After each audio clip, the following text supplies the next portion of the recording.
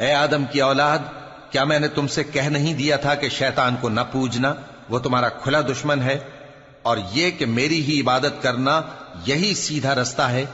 اور اس نے تم میں سے بہت سی خلقت کو گمراہ کر دیا تھا، تو کیا تم سمجھتے نہیں تھے؟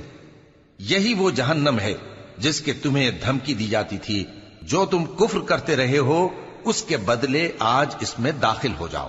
آج ہم ان کے منہوں پر مہر لگا دیں گے، اور جو کچھ یہ کرتے رہے تھے ان کے ہاتھ ہم سے بیان کر دیں گے، اور ان کے پاؤں اس کی گواہی دیں گے۔